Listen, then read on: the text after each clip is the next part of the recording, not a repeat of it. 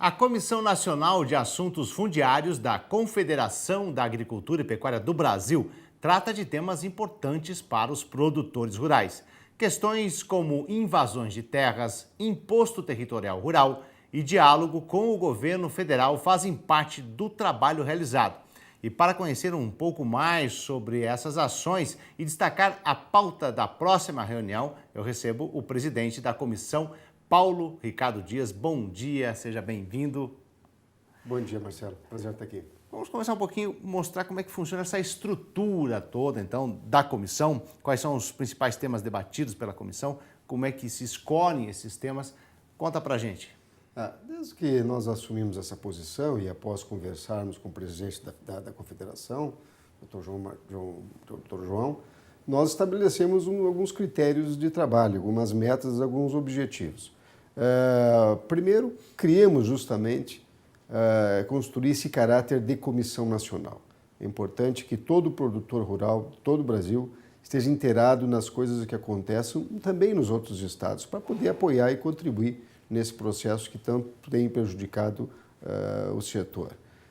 Então, criamos esse caráter nacional, estamos fazendo reuniões com uma certa periodicidade, de mês e alguma coisa, tratando dos temas atuais e das pautas tradicionais, como bem tu dissesse, a questão indígena, a questão quilombola, a relativização do direito da propriedade, diríamos assim, né? Invasões, ou seja, aquelas questões jurídicas, políticas, que têm influído na questão da segurança no campo. E aí, então, fizemos trabalhos junto ao Executivo, junto ao Legislativo e também ao Judiciário. Estabelecemos algumas metas e estamos cumprindo.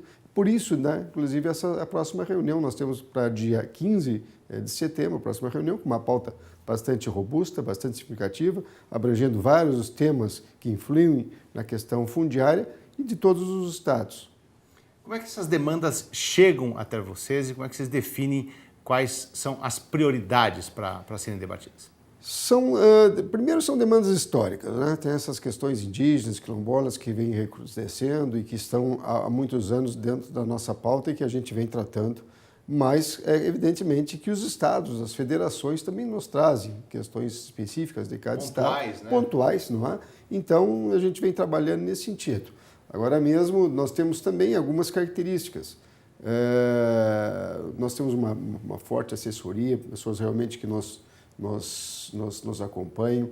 A gente sempre faz uma avaliação, né, do momento atual, da questão econômica e política do Estado brasileiro. Né? Nós temos a participação do professor Denis Rosenfield, fazendo sempre essa abordagem.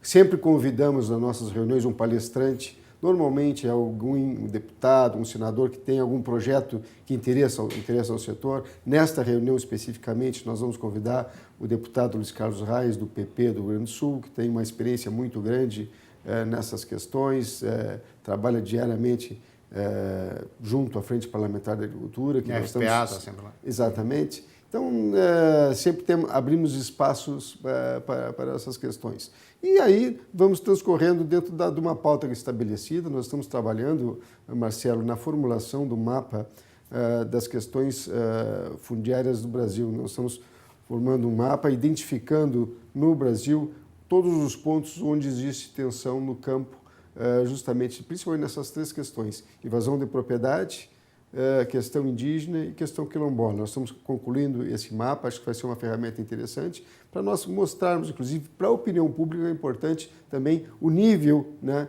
de acirramento que essas coisas têm levado ao produtor. Para entender um pouco melhor, né? Agora, as invasões de terra, então, no geral, são as principais preocupações, são essas invasões? As invasões sempre são um problema. Por quê? Primeiro, porque ferem um direito, né? E normalmente essas invasões de propriedade, elas vêm acompanhadas de muita violência. Os invasores, né, vêm com muita violência. Então, pondo em risco as nossas vidas, nós que vivemos no campo, os nossos colaboradores. Né? Não é só uma questão patrimonial, uma questão de vida, muitas vezes correndo risco mesmo, ou sendo mantido em cárcere privado. São situações muito tensas, muito complicadas e que nos preocupa muito. A gente tem atuado muito isso tanto do ponto de vista político, como também na questão legal, na questão de justiça, né? Junto ao Estado, para que faça os cumprimentos, por exemplo, das reintegrações de posse. No meu ver, o fato de não cumprimento das reintegrações de posse alimenta em muito esses processos de invasão, porque dá essa impunidade. Então, é importante, e a gente está sempre cobrando justamente essa necessidade que os estados venham a cumprir as ordens judiciais fazendo as reintegrações de posse. Agora, quais estados a situação é mais grave hoje, Paulo? Olha, nós temos hoje o estado do Pará, que nos preocupa muitíssimo, Tocantins, nós temos o Mato Grosso do Sul. São estados em que, lamentavelmente, a gente vem acompanhando bastantes invasões e o que é pior, aquilo que eu falei antes, o Estado não vem cumprindo reintegração de posse. Ordem judicial tem que ser cumprida. Nós entendemos que a gente vive um Estado de direito e ordem judicial tem que ser cumprida.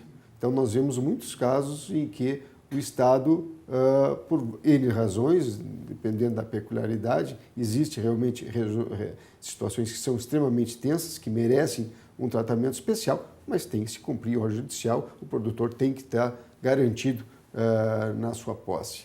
A questão se tem produtividade, se não tem, se é área indígena, se não é, isso tem que se resolver do ponto de vista administrativo e judicial. Agora, não é o movimento social ou não é uma etnia que vai pegar a legislação e vai resolver por conta própria essas ações, invadindo propriedade, criando um clima de tensão e que em muitos casos leva inclusive a período de vida. Agora, os produtores estão conseguindo na justiça a reintegração de posse? Em alguns estados, sim. Eu, por exemplo, venho do Rio Grande do Sul, onde felizmente passa governos de vários matizes ideológicas, mas que cumprem as determinações judiciais. Isso é uma questão líquida e certa. A ordem judicial tem que se cumprir, seja para o bem, seja para o mal do produtor ou para quem seja. A ordem judicial tem que ser cumprida. E isso nós temos, felizmente, alguns estados que vêm cumprindo e outros que não, como, por exemplo, no Pará, onde, inclusive, já tem algum tempo, uma ação no Supremo pedindo, inclusive, a interdição do Estado do Pará pelos não cumprimentos de um número expressivo de ordens judiciais. Que aí se não cumpre, não avança, fica tudo parado e influencia também a violência. Não tem dúvida, é um caldo de tensão permanente, né? É uma situação permanente porque convive o proprietário em uma determinada área, seguindo a sua atividade econômica, a sua produção, aqueles invasores de determinada área da propriedade, criando um estado de tensão, e certamente, muitas vezes, inclusive cometendo vários crimes, como o atentado à questão ambiental, cortando lenha, desmatando, abatendo animais. Né? É um estado constante de tensão. Por isso que é importante que o Estado, como ente, ele realmente atue, chegue, tome conta da situação e, volto a dizer, que as ordens judiciais de reintegração sejam cumpridas. Agora, existe um grupo de trabalho entre CNA e o INCRA. Como tem funcionado? Nós temos essa preocupação de termos uma política de resultados. Né? E a partir do diálogo que nós fizemos com o INCRA, um diálogo político das entidades, uma aproximação, vendo algumas questões que estavam prejudicando, surgiu a ideia de criar um grupo técnico, técnicos do INCRA, técnicos da CNA, para justamente desatar alguns nós que estavam emperrando algumas coisas, como cadastro, por exemplo, documentos que poderiam ser enviados de outra forma ou que não seriam necessários, para realmente agilizar os processos de formação. Então, esse grupo técnico, felizmente, está trabalhando, tirou um pouco do peso da questão ideológica, política, trabalha a questão eminentemente técnica e tem conseguido bons resultados, com frequência praticamente de um mês também, estão se reunindo, inclusive é pauta da próxima reunião, porque esse grupo técnico esteve, a questão de 15, 20 dias atrás, reunido com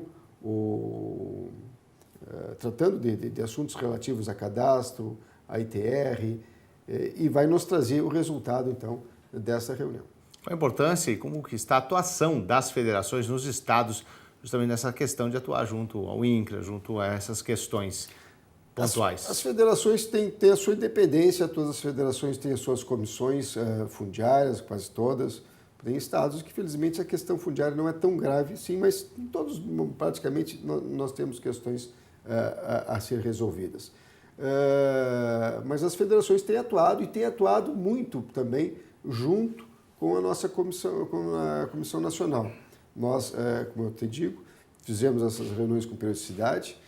É um dos nossos objetivos e nós estamos tratando também de fazer, já fizemos duas, uma interiorização, ou seja, sair de Brasília, ir visitar, estar nos estados, principalmente aqueles estados onde existem mais conflitos. Nós já fizemos algumas dessas reuniões, então as federações nos acolhem, trazendo uma pauta no momento do estado. Tem sido um trabalho muito interessante. E essas reuniões, quando por algum motivo não podem estar presentes, nós temos uma videoconferência com todas as federações, então tem uma participação bastante atuante e ativa das federações nesse tema.